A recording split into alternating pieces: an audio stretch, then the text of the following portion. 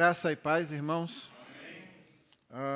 O profeta Isaías teve seu ministério cerca de 200 anos antes do Reino do Sul, cuja capital era Jerusalém, ser levado para o cativeiro.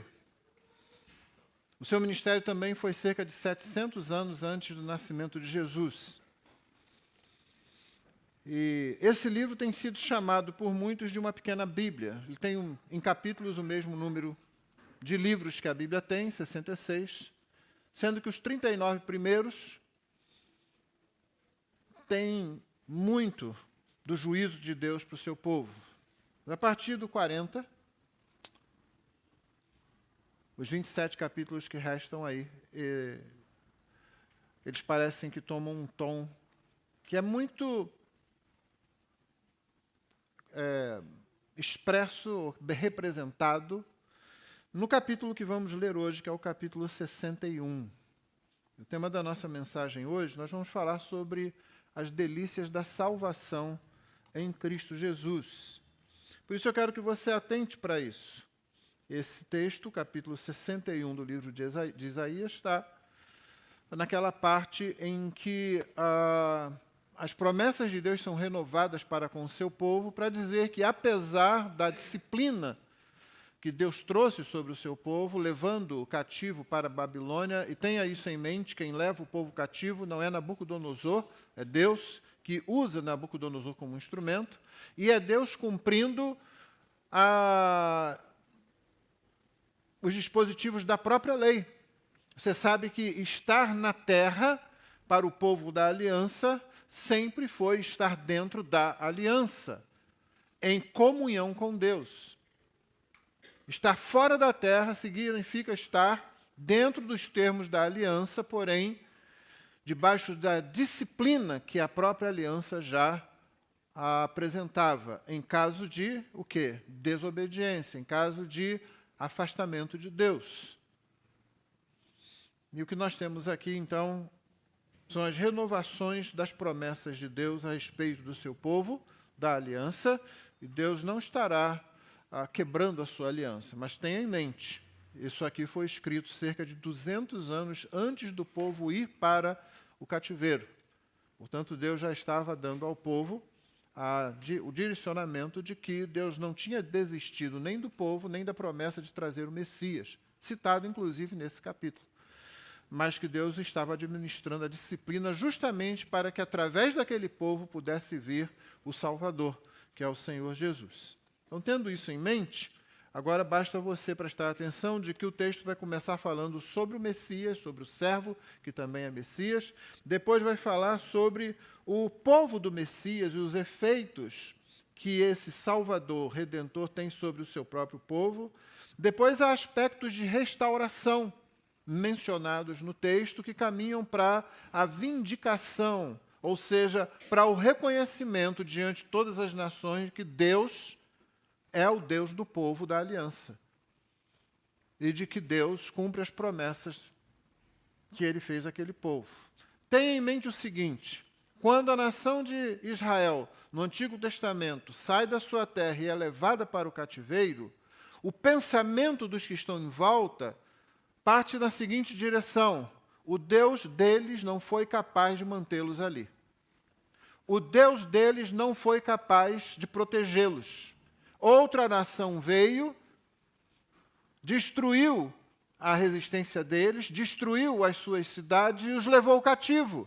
E não houve quem livrasse. Essa é a leitura de quem está de fora. A leitura de quem está pelo lado de dentro, dentro do povo, a partir da profecia de Isaías, e há outros profetas ministrando, mas hoje estamos com Isaías, a leitura de quem está do lado de dentro é outra completamente diferente. Nabucodonosor vem, a Babilônia vem, os caldeus vêm, mas é o Senhor quem os está trazendo para a disciplina do seu povo. E mais, no devido tempo, a Babilônia sofrerá o juízo de Deus. Você tem o livro de Abacuque a respeito desse assunto, se você quiser ler, são 3 capítulos apenas. Ainda mais, durante o cativeiro, Deus estará guardando o seu povo, protegendo o seu povo de se desviar da aliança, porque estar sob a disciplina de Deus ainda está sob os termos da aliança. Esse é o erro de Elimeleque que nós estamos estudando, que nós estamos vendo no livro de Ruth, não é? Quando Deus traz fome sobre a terra, nos termos da aliança, ele resolve, não vou ficar debaixo disso, não vou me sujeitar a isso, e vai para a terra de Moabe. Então o cativeiro é Deus cuidando do seu povo. Ali você terá Ezequiel profetizando, ali você terá, do início até próximo ao fim do cativeiro, o ministério de Daniel, juntamente com os seus amigos. É Deus cuidando do seu povo. E quando o povo de Deus volta para a terra, é Deus quem está trazendo. Não é Ciro do Império Medo-Persa. Ele é novamente um instrumento nas mãos de Deus, mas é Deus quem está trazendo. E quando isso acontece, as nações começam a ter uma ideia de que Deus ainda está no controle de todas as coisas, ainda que Israel mesmo vá ter dificuldades de perceber isso.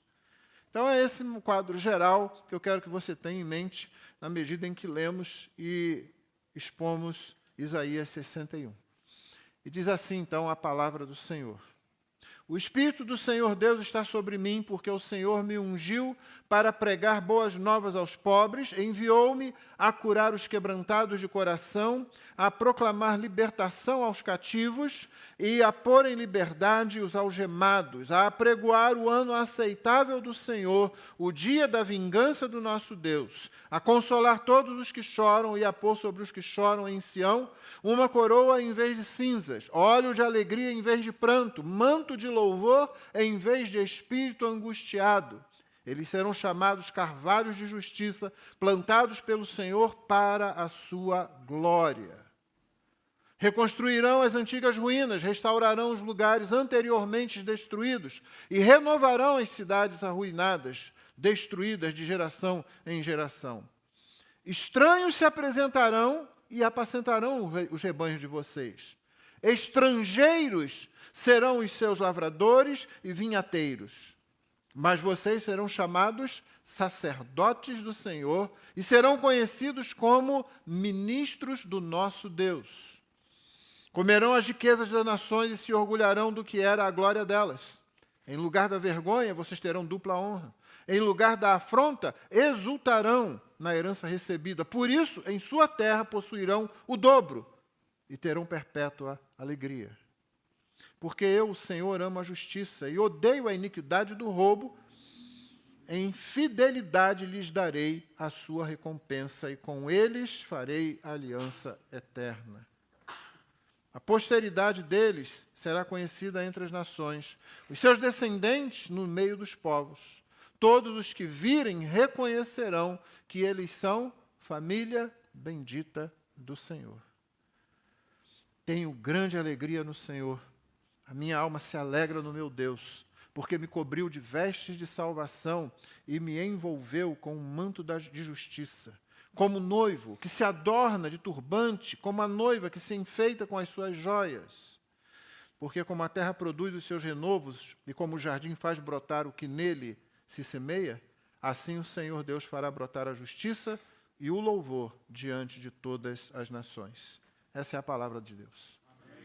E que palavra maravilhosa. Que coisa deliciosa. Se você virar as páginas da sua Bíblia um pouquinho, você vai ver, para a gente não ir muito longe, que no capítulo 58, Deus chama a atenção do povo e o corrige com relação ao jejum que o povo fazia. Você sabe que o jejum sempre fez parte da vida do povo de Deus, tanto na Antiga Aliança como na Nova Aliança. Mas na Antiga Aliança, ele fazia parte, inclusive, do calendário do povo de Deus. Então havia as épocas em que eles jejuavam espontaneamente, mas também havia os momentos em que todo o povo era chamado ao jejum. E o capítulo 58 é Deus dizendo, eu não me agrado do jejum que vocês fazem, ele não passa de um ritual em que vocês passam fome enquanto quebram a minha lei. Vocês passam fome dizendo que estão se aproximando de mim, mas o que vocês estão fazendo é botando, por exemplo, para o seu campo cearado no sábado, quando vocês deviam estar descansando e os empregados de vocês também deviam estar descansando. Vocês vêm ao templo em jejum, mas o trabalho está sendo feito lá porque vocês vocês não confiam que eu vou suprir vocês, como eu disse, como eu prometi na aliança. Esse jejum não me é agradável. Esse jejum trará juízo sobre vocês. No capítulo 59, nós temos então o profeta orando naquilo que mais tarde vai acontecer, porque não vai acontecer agora. É uma oração de confissão da maldade nacional, da maldade do povo da aliança. E o povo não vai se arrepender agora. O povo não vai ouvir o profeta Isaías. O povo não vai ouvir Jeremias, 200 anos depois, na época do cativeiro. O povo não vai ouvir Ezequiel, que inclusive é levado lá pela segunda leva para a terra de Babilônia. Não, o povo só vai se arrepender quando ele perceber que realmente Deus está trazendo disciplina. Mas aqui está a oração, que é necessária. Aqui está o que precisa ser feito. E certamente você pode pensar que dentro do povo de Israel havia algumas pessoas que amavam a Deus e que se doíam enquanto viam a sua nação ir na direção contrária aos termos da aliança. O capítulo 60 aponta para as bênçãos de Deus, que advêm justamente do arrependimento do povo, da conversão do povo, se você quiser. E ele fala sobre a glória da Nova Jerusalém. Agora, a Nova Jerusalém é em termos da Jerusalém que seria reconstruída quando o povo voltasse do cativeiro, mas que sim, aponta também para o futuro, para a glória eterna. E você sabe disso porque o verso 20 do capítulo 60 diz: o seu sol nunca se porá, a sua lua nunca minguará, porque o Senhor será a sua luz perpétua e os dias do seu luto chegarão ao fim. Esse é aquele toque de eternidade. Naquela perspectiva profeta, você lembra do conceito? O profeta, ele fala a respeito de coisas que acontecerão para o momento da sua profecia. No caso aqui, para o retorno do povo de Israel do cativeiro, trazido por Deus, para a reconstrução da cidade de Jerusalém e de outras cidades. Mas ele também tem uma perspectiva que muitas vezes ele mesmo não está entendendo completamente, mas que ele fala porque Deus mandou falar e que já aponta para o futuro, que podia ser para quando o Messias viesse e podia ser até para além disso, quando o Messias viesse pela segunda vez. E no capítulo 61, nós temos as boas novas de salvação do Senhor. Na verdade, essas boas novas, elas se estendem até o capítulo 62. Na nossa edição, na edição que usamos aqui na igreja, você vê que o editor colocou até aí o título, no capítulo 62, de Jerusalém, a noiva do Senhor. E é sobre isso que vai falar. Na verdade, daqui até o capítulo final do livro, capítulo 66, o que você tem é uma sucessão de repetições das promessas de Deus a respeito da sua salvação. O que é que nós podemos tirar só dessa observação geral, desse final do livro de Isaías? Que a salvação de Deus sempre visa o bem do seu povo. Você pode concluir isso. Você pode concluir pelo linguajar final desses capítulos aqui, do capítulo que você leu, que a salvação sempre está apontando para coisas que são boas, coisas que são deliciosas, coisas que são agradáveis, coisas que produzem prazer às nossas vistas, produzem prazer aos nossos ouvidos, produzem prazer até ao nosso paladar. Quando se fala de salvação, está se falando de coisas doces, deliciosas, maravilhosas, em todas as esferas da existência daquele que é salvo. Isso é importante, porque senão a gente vai pensar que a profecia bíblica, mesmo num livro como Isaías, o grande tom dela é o da repreensão. Mas isso seria confundir as coisas, não é? Um pai e uma mãe que amam seus filhos vão repreendê-los. De vez em quando vão dar uma palmada na hora certa para colocar a criança no caminho. Como você acabou de ler agora em Provérbios. Há certas situações que você precisa deixar a pessoa passar por aquilo, senão ela vai voltar a repetir aquele erro, pura e simplesmente. Ela precisa sofrer as consequências. Deus, como Pai amoroso, levou o seu povo para o cativeiro, debaixo da sua proteção, debaixo da sua direção, para preservar o seu povo, assim como um pai ou uma mãe que ama os seus filhos, também preservam os seus filhos enquanto corrigem os seus filhos. Mas esse não é o tom principal. Esse não é o objetivo final. Esses são mecanismos para se chegar no objetivo final. O objetivo final é esse aqui, como o capítulo 61, e os capítulos em torno deles vão apontando à medida que a gente se aproxima do final do livro. Boas novas de salvação, é exatamente isso. E as delícias da salvação que nós temos. O capítulo 61 começa com um texto que é citado pelo próprio Senhor Jesus no Evangelho de Lucas. Portanto, a gente não tem que fazer muito mistério aqui para descobrir Cristo nesse texto. Você sabe que quando a gente prega a partir do Antigo Testamento, é uma tentação colocar Cristo onde ele não está. E enfiá-lo num texto ali em que a gente vê qualquer coisa. E sim, Cristo está no Antigo Testamento, como Salvador, como Redentor. Mas você não pode colocá-lo em qualquer texto, porque viu qualquer coisa semelhante e pronto, coloca lá de uma forma anacrônica, quando nem o autor, nem o Espírito Santo estavam pensando daquele modo. Mas esse texto aqui é diferente. Esse texto aqui facilita para a gente. Esse texto aqui, o Senhor Jesus, quando entrou numa sinagoga em Cafarnaum, ele mesmo disse: o Espírito do Senhor Deus está sobre mim, porque o Senhor me ungiu para pregar boas novas aos pobres, enviou-me a curar os quebrantados de coração, a proclamar libertação aos cativos, a pôr em liberdade os algemados, a apregoar o ano aceitável do Senhor, o dia da vingança do nosso Deus, a consolar todos os que choram, e a pôr sobre os que choram em Sião uma coroa em vez de cinzas, óleo de alegria em vez de pranto, manto de louvor em vez de espírito angustiado. Jesus recebeu o livro, como era o costume, chegou alguém que pode falar, o livro era passado, ele fez a leitura desse texto, a pregação dele é que foi problemática.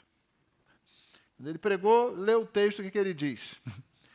Hoje, você imagina como aquele pessoal vai ficando. O quê?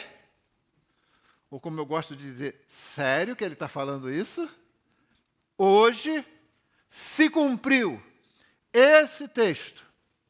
Ele não está dizendo que somente naquele dia, naquele horário, naquele momento, naquela sinagoga isso aconteceu. Ele está dizendo que isso está se cumprindo agora, porque eu estou aqui. Eu sou a pessoa de quem esse texto fala.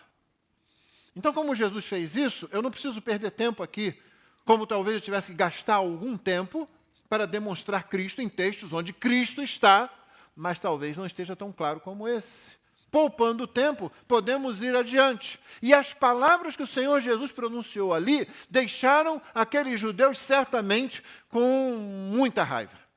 Confusos primeiro, depois perplexos, como alguém tem coragem de falar isso? E depois, então, com indignação, com raiva. Mas essas palavras aqui soam muito bem. Para quem? Para os pobres, para os quebrantados de coração, para os cativos, para aqueles que estão algemados, para aqueles que precisam que Deus os vingue, para aqueles que estão chorando, para aqueles que jogaram cinzas sobre a cabeça porque estão lamentando, para aqueles que estão com o espírito angustiado.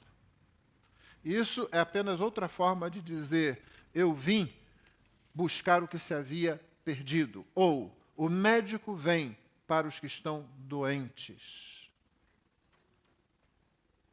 Para aqueles que acham que não precisam disso, o texto realmente pode causar indignação.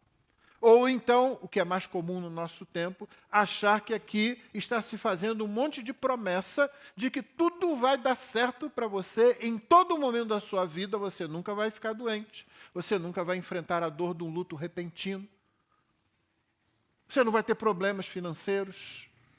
Só que você observou bem o texto. O texto não está sendo proclamado simplesmente para todo mundo. Esse texto está sendo dirigido ao povo de Deus, cujo choro, cujo coração apertado, cujo lamento, cuja angústia, cujas cinzas jogadas sobre a cabeça, estão ali provocadas pelo pecado do próprio povo. Não é o dia a dia da vida, a injustiça dos tempos, as dificuldades financeiras. Não é a maldade dos babilônios. Não. A base primordial, principal, de por que esse povo precisava ser liberto de todas essas coisas, é o próprio pecado do povo. Se o povo tivesse ouvido a Deus, se o povo tivesse permanecido fiel a Deus, não teria sido tirado de sua terra para o cativeiro. Estaria lá, na terra que Deus lhes deu, na terra das peregrinações de Abraão, Isaque e Jacó. Estaria em Jerusalém, a cidade do grande rei. O povo saiu de lá porque Deus disciplinou o povo por causa do pecado do povo. Então esse texto não está fazendo um bando de promessas para que você pense que tudo vai dar certo na sua vida e que nenhum problema você vai ter. Esse texto está falando que pecadores que sofrem por causa do seu próprio pecado podem ser salvos. São boas novas de salvação. Esse não é um resumo do que significa a própria expressão evangelho? Deus salva pecadores. Como foi, e daqui a pouco nós estamos aí celebrando o Advento, não é? No mês que vem. E sim, nossa igreja celebra o Advento. Graças a Deus, aleluia, glória, não é? Não tenho nenhum problema com isso.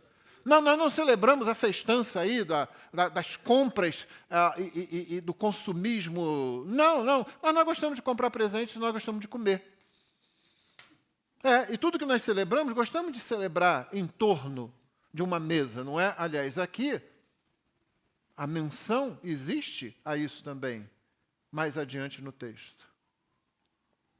A mesa posta, a participar de uma refeição, a estar em comunhão em torno de uma mesa. Evangelho significa isso. Foi isso que os anjos anunciaram aos pastores quando Jesus nasceu. Eu vos trago novas que serão de grande alegria para todo o povo. Vos nasceu hoje, na cidade de Davi, o Salvador, que é Cristo o Senhor. É isso. Eles cantam, glória a Deus nas alturas, paz na terra, aos homens a quem Ele quer bem. A tradução aos homens de boa vontade, ela é possível, mas fica fora do contexto. Não, a ideia é que Deus envia o Salvador porque Deus quer salvar homens. Deus quer salvar pessoas, pecadores, que sofrem por causa do seu próprio pecado. Toda a raça humana está inclusa aí. Aqui o texto se dirige objetivamente ao povo de Israel, que vai sofrer por causa do seu próprio pecado, sendo levado para o cativeiro, mas que será trazido. As boas novas de salvação para eles é que Deus vai trazê-los de volta. O choro será tirado, a cinza será trocada por coroa, o manto será manto de louvor, ao invés de espírito angustiado.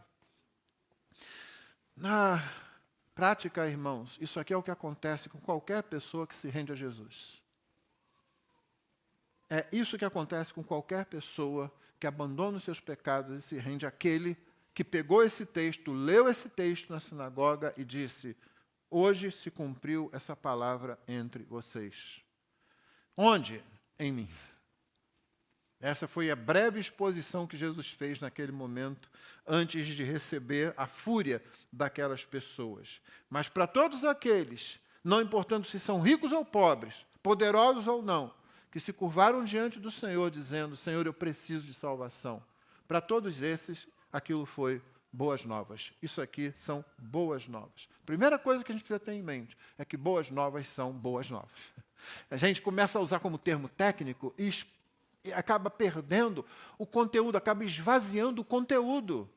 São boas notícias. Essa semana, todos nós, de repente, tivemos que receber uma notícia que não foi boa. Inverte tudo isso agora e pensa: boas novas. Deus resolveu salvar pecadores. E quando Deus resolve salvar pecadores, Ele vai salvar os pecadores que Ele resolveu salvar. Nenhum deles vai ficar de fora. Por isso o texto agora se volta para o próprio povo. Eles, no versículo 3, na metade do versículo 3, no início da parte B, é o povo de Deus. Eles serão chamados carvalhos de justiça. E aqui a palavra justiça torna a aparecer. E você tem ouvido bastante sobre justiça e sobre justificação. E na semana passada eu disse, quando Deus traz justiça para o contexto de salvação, significa que quando ele encerra o ato de salvação, quando ele traz pecadores e coloca dentro da sua redenção, a justiça presente garante que nada ficou por fazer. Não é como aquele contrato, por exemplo, que você assina muitas vezes e você hipoteca lá o seu imóvel para comprar, talvez aquele mesmo imóvel, talvez outro, e aí quando vai chegando no final, vem um cálculo que você nem entende direito, mas que diz, não, mas ainda tem mais isso, ainda ficou, mas peraí, eu pensei que ia pagar em tantos anos, mas aí aconteceu isso, aconteceu aquilo, e então agora você ainda tem mais isso aqui. E aquele gosto, né, de que, gente, mas não estava resolvido? Eu pensei que ia chegar agora, ó, finalmente, é minha a casa. Não, não é assim, mas com Deus é. Por isso, frequentemente, a justiça, a palavra, o conceito, os atos de Deus com relação a ela, são colocados em contexto de salvação. Eles serão chamados carvalhos de justiça, plantados pelo Senhor para a sua glória. Aqueles que creem no servo Messias, eles são como plantações de Deus, mas eles não são uma plantação de grama rasteira, eles não são uma plantação de uma trepadeira que pode ser arrancada com a mão, mas carvalhos. São árvores fortes, mas são carvalhos qualificados, carvalhos de justiça. E mais, essa justiça estampada no povo de Deus, ela está ali plantada para a glória do próprio Deus. É por isso que Paulo disse, eu não me envergonho do Evangelho, porque a justiça de Deus se manifesta no Evangelho. E como? De fé em fé, como está escrito, o justo viverá por fé. Sim, nós somos plantados. O povo foi, quando Deus trouxe o povo de volta, o Senhor disse, isso está resolvido. Vocês continuam sendo o povo da aliança. E eu vou cumprir a promessa de trazer o Salvador de todas as nações através de vocês. Aquilo que aconteceu com Ruth, sendo trazida por sua sogra, aquilo que aconteceu com Boaz, olhando aquela moça e trazendo-a para sua família como esposa, aquilo que aconteceu com a descendência deles, não vai ficar perdido porque o povo se afastou de Deus e teve que ser levado para a Babilônia. Não, não. Já imaginou? Você fosse lendo a Bíblia e o povo foi levado para a Babilônia e Deus acabou com tudo lá e pronto, não deu em nada. Deus vai ter que inventar agora outra coisa para trazer o Messias. E aí você olha para aquele livro de Ruth, tão querido, né? Tão amado, história tão boa, tão gostosa da gente ler, não é? Mas no final não deu em nada. No final chegou isso aqui, se não acontecesse, não tem como acontecer desse jeito, não. A justiça de Deus garante que a sua glória será exposta diante das nações, porque ele salva pecadores, sem deixar de ser justo em nenhuma das coisas que ele faz para salvar pecadores. E ele faz isso através desse, sobre quem o Espírito do Senhor está, ungido, Messias, ungido, para pregar boas novas. O Senhor Jesus é que torna possível que a justiça de Deus seja sustentada e expressa como uma árvore que não pode ser arrancada com facilidade, carvalhos de justiça plantados pelo Senhor para a sua glória. Reconstruirão as antigas ruínas, restaurarão os lugares anteriormente destruídos, renovarão as cidades arruinadas, destruídas de geração em geração, e isso foi acontecendo. Mas o grande ponto aqui, principalmente no que toca ao Messias, quando ele veio para salvar não somente Israel, mas todas as nações, é que um conceito básico de salvação é restauração. Um dos significados da palavra pecado no idioma do Antigo Testamento é destruição, é alguma coisa que é desconstruída, desfeita. E o sentido no Antigo Testamento de salvação tem na base essa ideia de restauração. Por isso que esse texto se prende a isso. Para eles, inclusive, se realizaria literalmente, reconstruindo realmente as cidades. Mas o conceito básico está sendo colocado aqui. A salvação, cujas boas novas foram anunciadas, elas se constituem sempre de reconstrução, restauração, renovação. É isso que acontece com o crente, que estava longe de Deus, perdido em seus pecados, e agora, crendo, se torna um crente, e ele é reconstruído, ele é restaurado, ele é renovado. É tão gostoso ver a conversão de uma pessoa, não é? Ontem mesmo eu ouvi o testemunho. Estava ouvindo o testemunho de familiares da nossa irmã Juliana, que está com o Senhor agora, quando da conversão de sua mãe. E ela dizia, os meus filhos estão indo para a igreja, a conversão da avó dela, não é? E que levou a mãe dela para a igreja, e a avó dela dizia, os meus filhos estão indo para a igreja dos crentes. E você precisa ver como a vida deles mudou. Ela que seguia outra religião, alguém chegou para ela, não deixa ir para a igreja dos crentes, não. E ela disse, olha, eu quero que eles continuem indo, porque você precisa ver como a vida deles mudou. Sim, irmãos, o testemunho dos crentes é algo que sempre atrai a atenção para o Evangelho. Não, o testemunho não converte ninguém. A conversão se dá quando o Espírito Santo aplica a palavra de Deus ao coração do pecador. Mas o testemunho dos crentes adorna a doutrina e atrai a atenção para a salvação que há em Cristo Jesus. Estranhos se apresentarão, apacentarão os rebanhos de vocês, estrangeiros serão os seus lavradores e vinhateiros, mas vocês serão chamados, e aqui é muito interessante. A primeira coisa que vai acontecer nessa restauração, no versículo 5, é a provisão. Vocês terão provisão, vocês terão sustento. Estranhos se apresentarão, apacentarão os rebanhos de vocês, estrangeiros serão os seus lavradores e vinhateiros. Sim, provisão. Eles vão ter isso. Eles não estão apenas voltando para a terra deles, eles estão voltando para a terra deles sob a bênção de Deus. A segunda coisa que acontece é que o culto é restaurado. E eles são apresentados às nações, não somente como pessoas que estão voltando para a sua terra e têm sustento na sua terra, mas que têm uma mensagem para dar também. Verso 6, mas vocês serão chamados sacerdotes do Senhor e serão conhecidos como ministros do nosso Deus. A terceira coisa que acontece, que começa aí no versículo 6, na parte B, é a vindicação. O povo é vindicado. O povo, ou seja, Deus faz com que seja reconhecido que aquele povo é o povo dele e que ele não foi abandonado, não. As nações zombaram do povo da aliança, mas agora elas têm que engolir a zombaria. E olha como isso é expresso. Comerão as riquezas das nações e se orgulharão do que era a glória delas. Você se lembra como foi que o povo voltou? No tempo de Esdras, no tempo de Neemias, lembra? De onde que eles tiraram as coisas que eles precisavam para reconstruir Jerusalém, por exemplo? Para reconstruir as suas casas?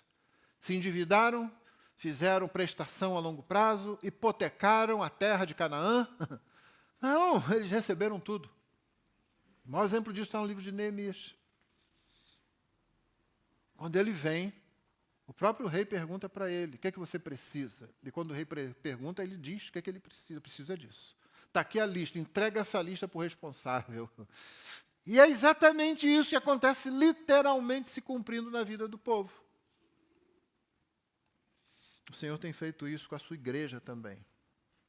Sim, as nações podem se levantar contra o povo de Deus, mas em muitos momentos Deus faz com que as nações protejam o povo de Deus.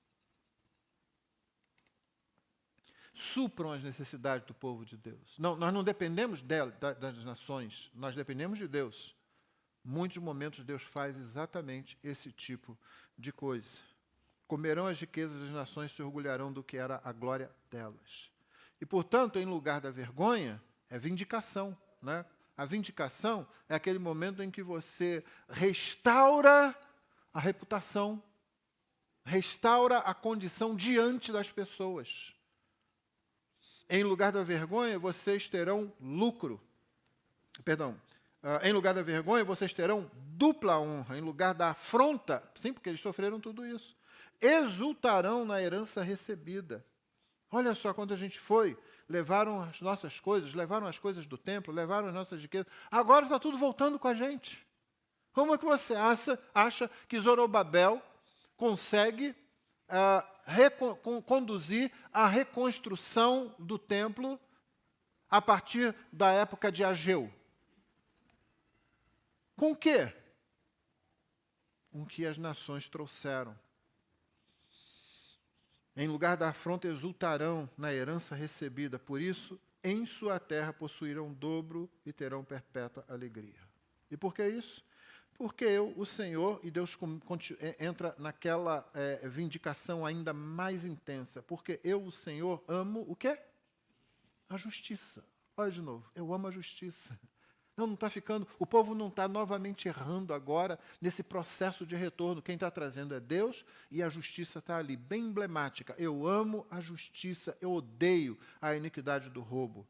Quando o povo de Deus foi tirado de sua terra e foi roubado de sua terra e roubado de suas posses, o roubo não agradou a Deus. Não pense que Babilônia foi um instrumento na mão de Deus, daquele instrumento que faz a vontade de Deus. Não, Deus está instrumentalizando a Babilônia. Mas o que Babilônia está fazendo é aquilo que todo grande império sempre fez, conquistando mais e conquistando mais e conquistando mais. Você sabe disso porque quando Nabucodonosor olhou toda a glória do seu reino ali em Babilônia, e a gente deve lembrar aqueles jardins suspensos, tão falados, né, na antiguidade, em nenhum momento ele disse, glorioso Deus, que me permitiu todas essas conquistas. Foi isso que ele falou?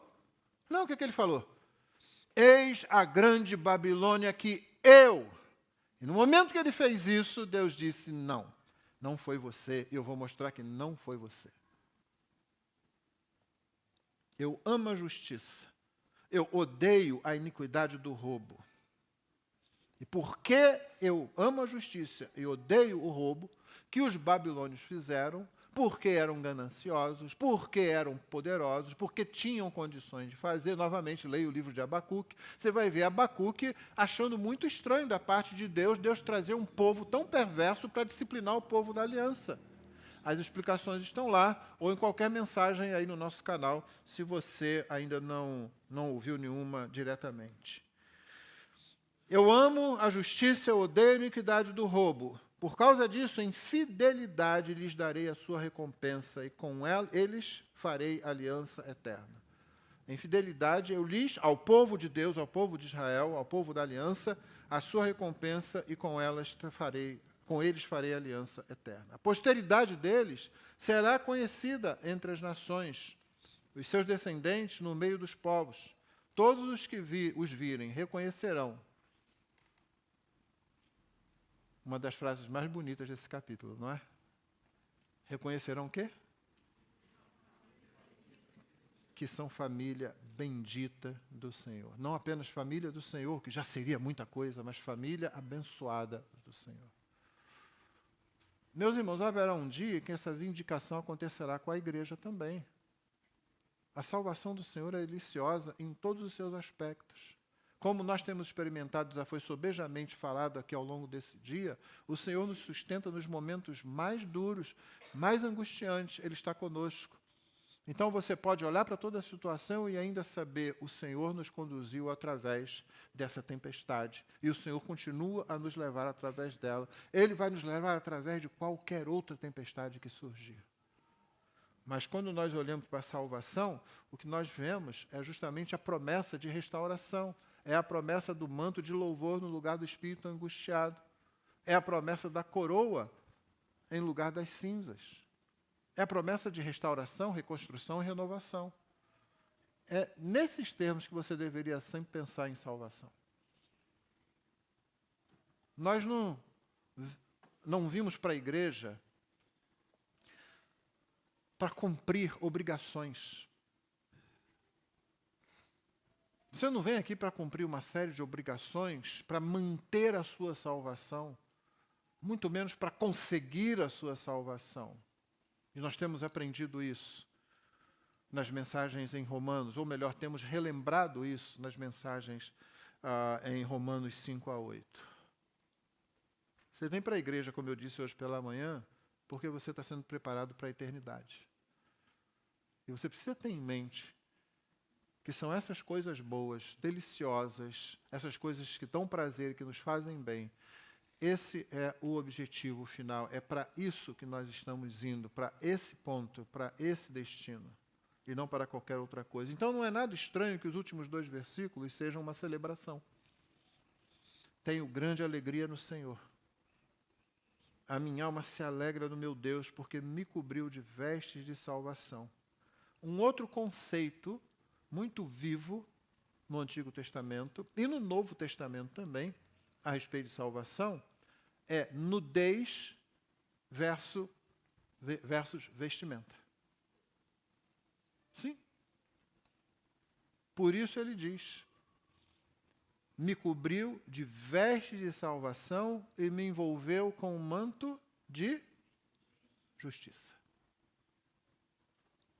Você percebe? Imagina qualquer pecador chegando diante do Senhor. O apóstolo João diz que Deus é luz, não é?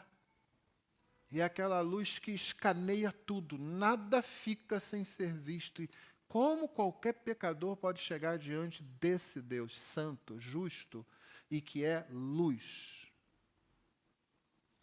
Ele se sente nu.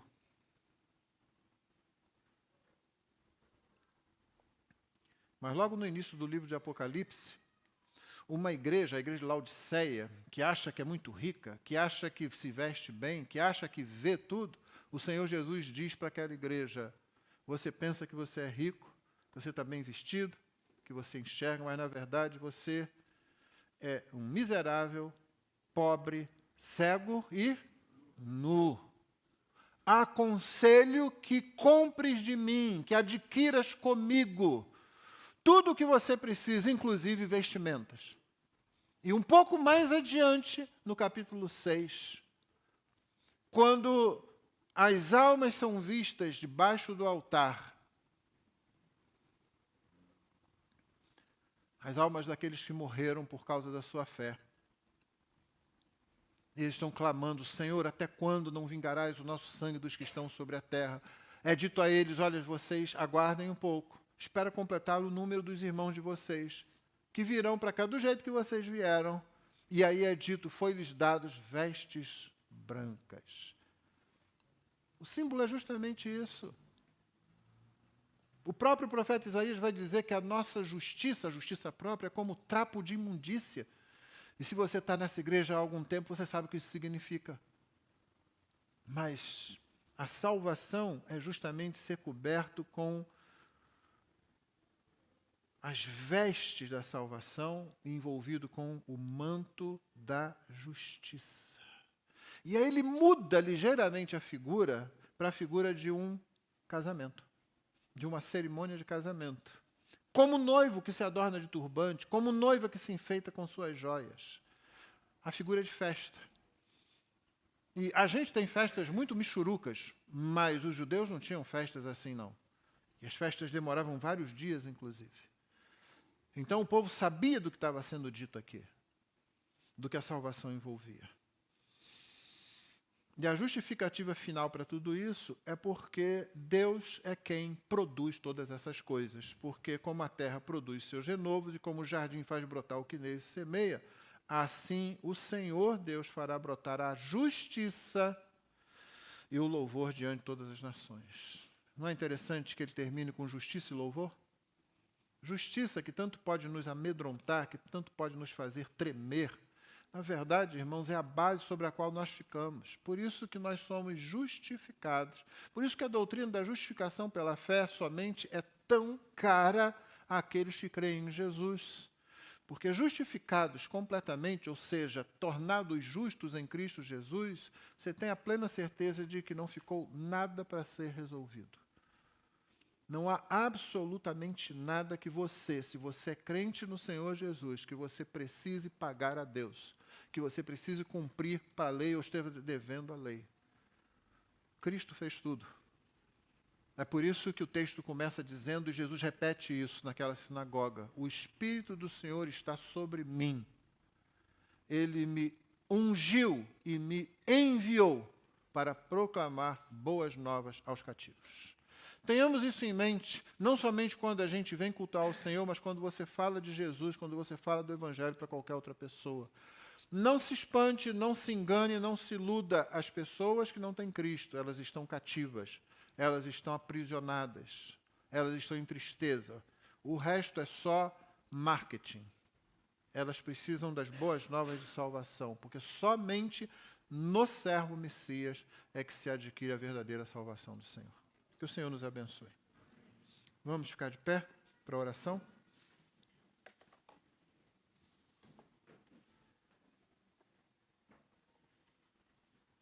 Pai querido, obrigado pela Tua palavra. Ajuda-nos, Senhor Deus, a andar em conformidade com a salvação que temos recebido em Cristo Jesus. Nós te louvamos por Jesus, o nosso Salvador, o Messias, que veio cheio do Espírito Santo, morreu em nosso lugar, ressuscitou, subiu aos céus, enviou o Espírito e vai retornar para que tudo isso se cumpra agora, não de maneira temporal, mas de maneira eterna. Como o texto diz, o Senhor tem feito conosco uma aliança eterna, Senhor.